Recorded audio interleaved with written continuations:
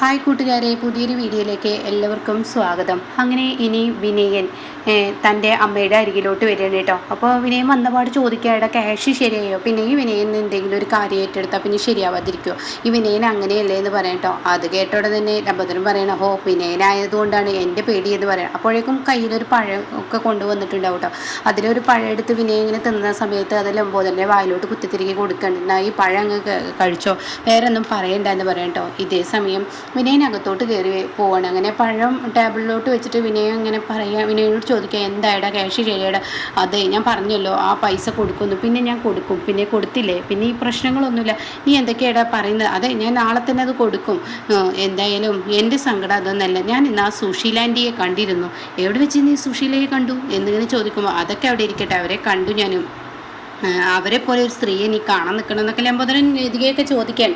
അപ്പോൾ അത് കേട്ടോടെ തന്നെ പറയാണ്, അത് സുശീലാൻ്റിയെ കണ്ടു എന്ന് പറഞ്ഞതിൽ എന്താ വെച്ചാൽ അവരിപ്പോൾ പഴയതുപോലെ ഒന്നുമല്ല, അവരുടെ കാര്യം ആലോചിക്കുമ്പോൾ വലിയ പാവം തോന്നി, അവർ പഴയതുപോലെ ഒന്നുമല്ല എന്ന് പറയട്ടോ. എടാ നീ ഒന്ന് നിർത്തിക്കേ. അതെ അമ്മേ, അവർ നിന്നോടൊരു സങ്കടം പറഞ്ഞു, എൻ്റെ കുഞ്ഞിൻ്റെ നൂലുകെട്ട് ചടങ്ങിന് മാഷ്, അതായത് ചിരുവിൻ്റെ അച്ഛൻ വിളിച്ചില്ലെന്നുള്ള സങ്കടമാണ് പറഞ്ഞത് എന്ന് പറയട്ടോ. എന്തൊക്കെയാണ് നീ പറയുന്നത്?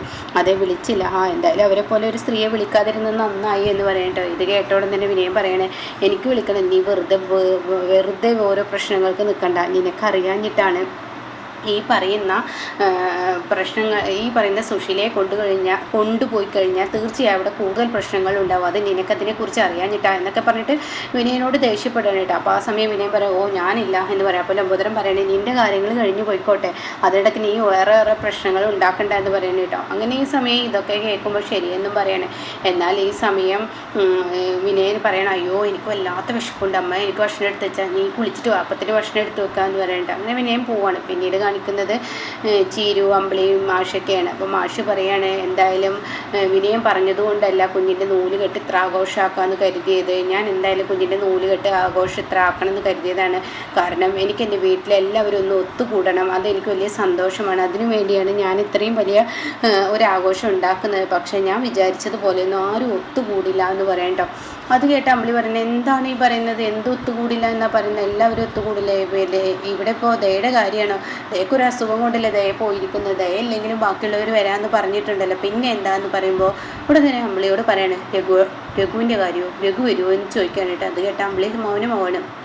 എൻ്റെ വീട്ടിലെ എല്ലാ വിശേഷങ്ങൾക്കും ആദ്യമായിട്ട് എന്താ രഘു അല്ലേ, രഘു ഇന്നവരെ വന്നിട്ടില്ല, രഘു വരുമോ, രഘു വരില്ല എന്ന് പറഞ്ഞാൽ, നീ വിളിച്ചല്ലാതെ വരില്ല എന്ന് പറയുന്ന രഘു പിന്നെ എങ്ങനെ ഈ പരിപാടിക്ക് എത്തും, ഞാൻ രഘു ഇല്ലെങ്കിൽ ഈ പരിപാടിയെ ഇല്ലാതാക്കുമെന്ന് പറയട്ടോ. അത് കേൾക്കുന്ന ചിരു പറയണേ, ദേ അമ്പിളി ചേച്ചി, എന്നെയും എൻ്റെ കുഞ്ഞിനെയൊക്കെ നോക്കിയത് അമ്പിളി ചേച്ചിയല്ലേ, അപ്പോൾ അമ്പിളി ചേച്ചി ആണെങ്കിൽ അമ്പിളി ചേച്ചി ഈ പറയുന്ന രഘുവേട്ടനെ ഇങ്ങോട്ടേക്ക് വിളിക്കുക, എൻ്റെ കുഞ്ഞിൻ്റെ ഈ ചടങ്ങ് നടത്താൻ വേണ്ടിയാണ് എന്ന് പറയട്ടോ. ഇത് കേൾക്കുന്ന അമ്പിളി, നിങ്ങളെ സംസാരം കേട്ടാൽ ഞാൻ അങ്ങേരോട് ഇവിടെ നിന്ന് ഇറങ്ങിപ്പോകാൻ പറഞ്ഞില്ലല്ലോ, പിന്നെ എന്താണെന്ന് ചോദിക്കാനിട്ടാ. അത് കേട്ടോടെ തന്നെ മാഷ് പറയുന്നത്, അങ്ങേരെന്നോ, നിൻ്റെ ഭർത്താവിനെ നീ അങ്ങനെയാണ് വിളിക്കുന്നത്, അപ്പം നിൻ്റെ ഉള്ളിൽ ഇപ്പോൾ അങ്ങേരോട് രഘുവിനോട് വേർതിരിവുണ്ടെന്നല്ലേ ഇതിൻ്റെ അർത്ഥം, നീ നല്ല വേർതിരിവ് കാണിക്കുന്നുണ്ടല്ലേ ഇതിനർത്ഥം എന്നൊക്കെ പറയുമ്പോൾ അമ്പിളി ഒന്നും മൗനമാവാനായിട്ട്. അതേസമയം മാഷ് പറയണം, മോളെ ഞാൻ നിൻ്റെ മുന്നിൽ അപേക്ഷിക്കുകയാണ്, നീ രഘുവിനെ തിരിച്ച് വിളിക്കുക, എനിക്ക് എൻ്റെ മോനില്ലാതെ ഈ പരിപാടി നടത്താൻ പറ്റില്ല, നീ അവനോട്, അതിന് ഞാനിവിടെ നിന്ന് ഇറങ്ങിപ്പോകാനൊന്നും പറഞ്ഞില്ലല്ലോ, എനിക്ക് ബുദ്ധിമുട്ടാണ്, ഇവിടെ ബാക്കിയുള്ളവരുണ്ടല്ലോ രഘുവേട്ടനെ എന്നൊക്കെ ഇങ്ങനെ പറയുമ്പോൾ അമ്പിളി, ഇനി ഒരു കാര്യം ചിന്തിക്കണം, രഘുവിന് തെറ്റ് പറ്റി എന്നുള്ളത് സത്യം തന്നെയാണ്, പക്ഷേ ആ തെറ്റ് അവൻ തിരുത്തി വന്ന് തയ്യാറാകുമ്പോഴും നീ ക്ഷമിക്കാത്തത് അത് ശരിയല്ലല്ലോ എന്ന് പറയുമ്പോൾ ഉടൻ തന്നെ താൻ എന്താണ് അവിടെ മറുപടി പറയേണ്ടതെന്ന് അറിയാതെ അമ്പിളി എണീറ്റ് പോവാണ് കേട്ടോ. പിന്നീട് കാണിക്കുന്നത് വിനയനെയാണ്. വിനയൻ പതിയെ ഉറക്കത്തിൽ നിന്ന് എണീച്ച് ആരും അറിയാതെ ഒരു കടലാസിൽ ഇങ്ങനെ, അതായത് ഉറക്ക ഗുളിക പൊടിച്ച് ചേർക്കുന്ന ആ രംഗാണ്, കടലാസിൽ പൊടിച്ച് അത് കിച്ചണിലോട്ട് വന്ന് ആ കറിയിലോട്ട് ഇടുന്ന രംഗമാണ് കേട്ടോ. പിന്നീട് വിനയൻ അകത്തോട്ട് കയറിപ്പോകുന്ന ആ രംഗം. പിന്നീട് കാണിക്കുന്ന ലംബോദരൻ്റെ ലതികയുടെ റൂമാണ്. ഇവരുടെയൊക്കെ റൂം തുറക്കുമ്പോൾ ഇവർ നല്ല ഉറക്കമാണ്, മക്കളും അതുപോലെ തന്നെ ബാക്കിയുള്ളവരും അതുപോലെ തന്നെ കേട്ടോ. അങ്ങനെ വിനയൻ വീട്ടിലുള്ളവരെല്ലാം ഗുളിക കൊടുത്ത് കിടത്തിയിരിക്കണം. അങ്ങനെ ലതികയുടെ റൂമിൽ വന്ന് ലൈറ്റൊക്കെ ഇടുന്നുണ്ട്, പക്ഷെ ലതിക അറിയുന്നില്ല. ലതികയുടെ അലമാറ തുറക്കുന്നു, അതിൽ നിന്നും ആധാരം എടുക്കുന്നു. അങ്ങനെ ആധാരം എടുത്ത് കളി തുടങ്ങുകയാണ് കേട്ടോ. അങ്ങനെ ആധാരം എടുത്തിട്ട് അതിൻ്റെ ഫയൽ അവിടെ തന്നെ വെക്കും. ആധാരം എടുത്തിട്ട് വിനയം പോവുകയാണ്. പിന്നീട് പിറ്റേ ദിവസം രാവിലത്തെ ഒരു രംഗാണ്, ഹർഷയാണ് കാണിക്കുന്നത്. ആ ജോത്സ്യനും ഹർഷയും കൂടിയിട്ടുള്ള കളികളായിരിക്കും കേട്ടോ ഇനി. അങ്ങനെ ഈ വീടിൻ്റെ ആധാരമൊക്കെ നോക്കുമ്പോൾ, ഇത് നിൻ്റെ പേരിലല്ലേ, നിൻ്റെ അമ്മയുടെ പേരിലാണല്ലേ എന്നൊക്കെ ചോദിക്കുമ്പോൾ പറയണം, അതെ എൻ്റെ അമ്മയുടെ പേരിലാണ്, പറയാണ്, എന്ന് വെച്ച് ഞാനൊരു മകനേ ഉള്ളൂ കേട്ടോ, വേറെ ആരും അവകാശികളില്ല, ഇതെല്ലാം എനിക്ക് തന്നെയാണ് എന്നുള്ള സത്യം വെളിപ്പെടുത്താണ് കേട്ടോ. അങ്ങനെ ഇത് കേട്ടോടെ തന്നെ അതെനിക്ക് മനസ്സിലായി നിനക്ക് തന്നെയാണെന്ന്. എന്നാൽ ഈ വീടിനൊരു 50 ലക്ഷം രൂപ വരെ കിട്ടും. ഇനി എഗ്രിമെൻറ്റിൻ്റെ കാര്യം പറഞ്ഞിട്ടില്ല, ഇവൻ സൈൻ ചെയ്യേണ്ട കാര്യത്തെക്കുറിച്ച്. അത് ഞാൻ പറഞ്ഞിട്ടുണ്ട് എന്ന് പറയാം കേട്ടോ. അപ്പോൾ അത് കേട്ടോടെ തന്നെ വിനയം പറയണേ ഞാൻ ഏത് എഗ്രിമെൻറ്റും തരാൻ തയ്യാറാണ്. അപ്പോൾ ഹർഷ പറയണേ അത് ഇവൻ ചെയ്തു തരും എന്നൊക്കെ പറയാം. അപ്പോൾ ജ്യോത്സ്യൻ പറയണേ ഈ ഒരു വീടിന് ശരിക്കും 50 ലക്ഷം രൂപ വരെ കിട്ടുമെന്ന് പറയാം കേട്ടോ. അത് കേൾക്കുന്ന വിനയൻ്റെ കിളി പോവുകയാണ് കേട്ടോ. വിനയനിക്ക് 10 ലക്ഷം രൂപയല്ലേ വേണമെന്ന് പറഞ്ഞത്, അപ്പോൾ 10 ലക്ഷം രൂപ ഞാൻ എന്തായാലും തരാം.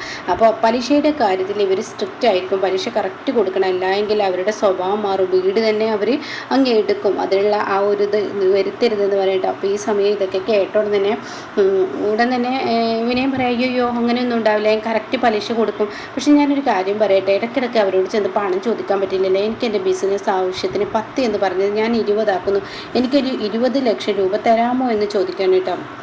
ആ സമയം ഹർഷ പറയണ അതിനെന്താ 20 ലക്ഷം രൂപ തരാം. അപ്പോൾ ജ്യോത്സ്യൻ പറയണേ പണത്തിൻ്റെ കാര്യത്തിൽ ഇവർ സ്ട്രിക്റ്റ് ആയിക്കോട്ടെ, അതിനീ ഓർക്കുന്നത് നല്ലതാണ് എന്നിങ്ങനെ പറയുന്നുണ്ട്. ഞാൻ പണമൊക്കെ കറക്റ്റ് കൊടുത്തോളാം എന്ന് പറയുന്നുണ്ട് കേട്ടോ. ഇതേ സമയം ജ്യോത്സ്യനെ ഹർഷ വിളിക്കണം, എനിക്ക് നിങ്ങളുമായി ഒന്ന് സംസാരിക്കണം, മാറി നിന്ന് സംസാരിക്കാമെന്ന് പറയാം. അപ്പോൾ വിനയനാണെങ്കിലും സന്തോഷവാനാവുകയാണ്, 20 ലക്ഷം രൂപ തൻ്റെ കയ്യിൽ കിട്ടുന്ന ആ സന്തോഷം പറയാനില്ലല്ലോ. അങ്ങനെ വിനയൻ ആ ഒരു സന്തോഷത്തിന് ഇങ്ങനെ നിൽക്കുന്നുണ്ട് കേട്ടോ. ഇതേ സമയം ഹർഷയും ജ്യോത്സ്യനും കൂടി എന്തൊക്കെയോ പറയുന്നുണ്ട്. അങ്ങനെ വിനയനുള്ള കുരുക്ക് ഹർഷ ഇട്ടിരിക്കുന്നു എന്നുള്ള സത്യം ഇനി വിനയം മനസ്സിലാക്കാൻ വിനയൻ എന്ന കഥ ഹർഷയാണ് ഇനി തീർത്തു കൊടുക്കുന്നത്.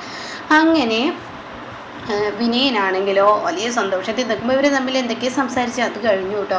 പിന്നീട് കാണിക്കുന്നത് ചീരുവിനെയാണ്. അപ്പോൾ ചീരു അതുപോലെ അമ്പിളിയൊക്കെ ഇങ്ങനെ പാചകം, അതായത് പച്ചക്കറി ഇങ്ങനെ നോക്കുന്ന സമയത്ത് മാഷ് അങ്ങോട്ടേക്ക് വരികയാണ്. എന്നിട്ട് മാഷ് പറയണേ, എൻ്റെ ചീരു വിനയൻ പറഞ്ഞ വാക്ക് പാലിച്ചിരിക്കുന്നു, അവൻ എൻ്റെ അക്കൗണ്ടിലോട്ട് 2 ലക്ഷം രൂപ ഇട്ടു എന്ന് പറഞ്ഞ് വിളിച്ചു, മെസ്സേജും വന്നു, ബാങ്കിൽ 2 ലക്ഷം എത്തിയിട്ടുണ്ട്, അവൻ എങ്ങനെയൊക്കെയോ ആ 2 ലക്ഷം രൂപ സംഘടിപ്പിച്ചു എന്ന് പറയാം കേട്ടോ. അപ്പോൾ ഇത് കേൾക്കുന്നതിനോടുകൂടി ഉടൻ തന്നെ പറയാണ്, അമ്പിളി വിനയന് പഴയതുപോലെ നല്ല ഉത്തരവാദിത്തം വന്നു. അപ്പോൾ മാഷ് പറയുന്നത് ശരിയാണ്, അവന് കുഞ്ഞ് ജനിച്ചതിന് ശേഷം നല്ല ഉത്തരവാദിത്തം ആയിട്ടുണ്ട്. അപ്പോൾ ഉടൻ തന്നെ അമ്പിളി പറയണേ, എന്തായാലും ഉഴപ്പി നടന്നവരൊക്കെ നേരായപ്പോൾ നല്ലപോലെ ഉള്ളവരൊക്കെ കേട് വന്ന് പോവുകയാണ് ചെയ്തതെന്ന് അമ്പിളി പറയണേ.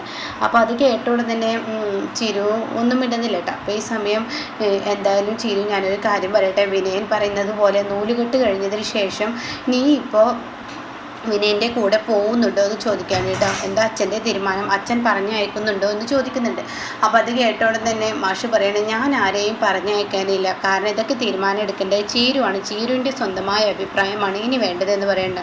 അങ്ങനെ ചീരു പറയുകയാണ്, എനിക്ക് അയാളുടെ മാറ്റങ്ങളൊക്കെ കൊള്ളാം. അപ്പോൾ അതിനിടയ്ക്ക് മാഷ് പറയുന്നുണ്ട്, പിന്നെ നിൻ്റെ മക്കളെ അവൻ കൊണ്ടേയില്ലേ, എനിക്ക് എൻ്റെ മക്കളെ അയാൾ വേർതിരിച്ച് കാണുമോ എന്നൊരു പേടി എനിക്കുണ്ട്, അതുകൊണ്ട് അയാളുടെ മോനെ സ്നേഹിച്ച് എൻ്റെ മക്കളെ അവിടെ നിന്ന് തള്ളിക്കളയുമോ എന്നൊരു പേടിയുണ്ട്, അതുകൊണ്ട് അയാളെ എനിക്ക് വിശ്വസിക്കാം. അപ്പോൾ പിന്നെ നീ എന്തിനാ അവിടോട്ട് നിൻ്റെ മക്കളെ പറഞ്ഞയച്ചത്? അത് കേട്ടോട് തന്നെ പറയണേ, എൻ്റെ മക്കളെ അങ്ങോട്ട് പറഞ്ഞയച്ചു എന്നുള്ളൂ, പക്ഷേ എൻ്റെ മക്കളെ എന്നാലും അവന് നന്നായി നോക്കുന്നുണ്ടെന്നുള്ള ആ ന്യൂസാണല്ലോ, അപ്പോൾ വിളിച്ചപ്പോഴും അവനെ നിൻ്റെ മക്കളെക്കുറിച്ചുള്ള കാര്യങ്ങളാണ് പറഞ്ഞതെന്നൊക്കെ പറയുമ്പോൾ ചീരി പറയണേ, എന്തായാലും നൂലുകെട്ട് വരട്ടെ, നൂലുകെട്ട് വരുമ്പോൾ എൻ്റെ കുഞ്ഞുങ്ങളെ കണ്ടാൽ എനിക്കറിയാം അവിടെ എന്തുമാത്രം ബുദ്ധിമുട്ടുകൾ എൻ്റെ കുട്ടി അനുഭവിച്ചിട്ടുണ്ട് എന്നുള്ളത്, എൻ്റെ മക്കളെ ഞാൻ നേരിട്ട് കാണുന്ന ആ ദിവസം എത്തട്ടെ എന്ന് പറഞ്ഞിട്ട് ചെയ്ത് നേരിട്ട് പോവാണ് കേട്ടോ. അങ്ങനെ ഈ സമയം പോകുന്ന വഴിക്ക് ചീരി പറയുന്നുണ്ട്, നാട്ടുനടപ്പ് പ്രകാരം ഭർത്താവിൻ്റെ വീട്ടിലോട്ട് പോകുന്ന ഒരു ദിവസം ഉണ്ടല്ലോ, ആ ദിവസം ആവട്ടെ അച്ഛാ ഈ നൂലുകെട്ടിനൊന്നും ഞാൻ പോവില്ല എന്ന് പറയട്ടെ. മാഷ് പറയണത് ശരി, നീ പോകണ്ട, അങ്ങനെ തന്നെയാണ് എൻ്റെയും തീരുമാനം, കാരണം നൂലുകെട്ടിന് എന്നെ പറഞ്ഞേക്കാൻ പറ്റില്ല, പ്രസവിച്ചിട്ട് കുറച്ച് ദിവസമായിട്ടുള്ളൂ എന്നും പറയുന്നുണ്ട് കേട്ടോ. അങ്ങനെ അതിനൊരു തീരുമാനമായി എന്നുള്ള ആ ഒരു ഇതാണ് കേട്ടോ. പിന്നീട് കാണിക്കുന്നത് രഘുവിനെയാണ്.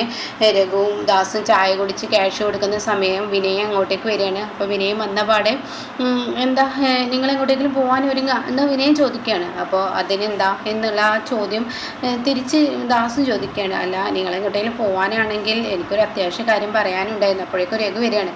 രഘുവിനിങ്ങനെ അരിശം കയറുന്നുണ്ട് കേട്ടോ. ആ സമയം അല്ല എങ്ങോട്ടേക്ക് പോകാനാണെങ്കിൽ നിൻ്റെ കാര്യങ്ങൾ കേട്ടിട്ടേ ഞങ്ങൾ പോകുന്നുള്ളൂ, ഈ കാര്യം പറഞ്ഞു എന്ന് ദാസ് പറയണേ. അത് ഞാനൊരു കാര്യം പറയാൻ വന്നത്, എൻ്റെ കുഞ്ഞിൻ്റെ നൂലുകെട്ട് ചടങ്ങ് നടക്കുകയാണ്, അതിനിപ്പോൾ വിളിക്കേണ്ടവരൊക്കെ വിളിച്ചിട്ടുണ്ടാവും, എന്നാൽ അച്ഛനായ ഞാൻ അത് നിങ്ങളോട് പറയുന്നു, നിങ്ങൾ 2 പേരും വരണമെന്ന് പറയണം. അപ്പോൾ ദാസ് പറഞ്ഞു, ആയിക്കോട്ടെ അതിനെന്താ. അപ്പോഴേക്ക് പറയുന്നുണ്ട്, ഇവൻ ക്ഷമ നശിപ്പിക്കുന്ന പരിപാടിയാണ് ഇവൻ പറയുന്നതെങ്കിൽ അത് കേട്ടാൽ ഒരു പക്ഷേ എന്ന് പറയുന്നുണ്ട് കേട്ടോ.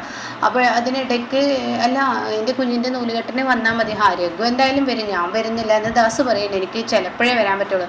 അപ്പോൾ ഉടനെ വിനയം പറയാനും അത് പിന്നെ ഞാനൊരു കാര്യം പറയട്ടെ, അത് എന്താ വെച്ചാൽ ഞങ്ങൾ 3 പേരാണ് വണ്ടിയിൽ പോകുന്നത്. ദാസങ്ങൾ എൻ്റെ കൂടെ പോരെ, അപ്പം 4 പേരാവുമല്ലോ. ഒരു പരിപാടിക്ക് പോകുമ്പോൾ 3 പേര് പോകാൻ പാടില്ലെന്ന് ഞാൻ കേട്ടിട്ടുണ്ട്, അതുകൊണ്ടാണെന്ന് പറയാം കേട്ടോ. അപ്പോൾ അത് കേട്ട ഉടനെ തന്നെ അല്ല നിൻ്റെ മക്കൾ എവിടെയെന്ന് ചോദിക്കണം, അതായത് ആർച്ചയും ഭദ്രയും അവരും കൂടെ വരാനുണ്ടല്ലോ പിന്നെ എന്താണെന്ന് ചോദിക്കാൻ കേട്ടോ. അത് കേട്ട ഉടനെ തന്നെ വിനയും പറയണേ അത് ശരിയാണ്. അപ്പോൾ ദാസ് പറയണേ ആർച്ചയും ഭദ്രയും ഉള്ളപ്പോൾ 5 പേരായില്ലേ പിന്നെന്താ പ്രശ്നം. അപ്പോൾ രഘു പറയണേ ആർച്ചയും ഭദ്രയും ഉള്ളപ്പോൾ 5 പേരായി, ഇനി എന്താ പ്രശ്നം, ആർച്ചയും ഭദ്രയും ഉണ്ടല്ലോ എന്ന് പറയുമ്പോൾ അതൊക്കെ ഞങ്ങൾ പറഞ്ഞത് ശരിയാണ്, 5 പേരൊക്കെ ഉണ്ട്. പക്ഷേ ഈ നൂലുകെട്ട് ചടങ്ങിന് നമ്മൾ 3 പേരെ പോകുന്നുള്ളൂ. ആർച്ചയും ഭദ്രയും സീമ ചേച്ചിയുടെ കൈകളാക്കിയിട്ട് ഞാൻ ഇവിടെ നിന്ന് പോവാണ്. അപ്പോൾ അത് കേൾക്കുന്ന രഘുവിനങ്ങ് ഭ്രാന്ത് കയറുന്ന ആ ഒരു സീനിലാട്ടോ എപ്പിസോഡ് നിർത്തിയിരിക്കുന്നത്.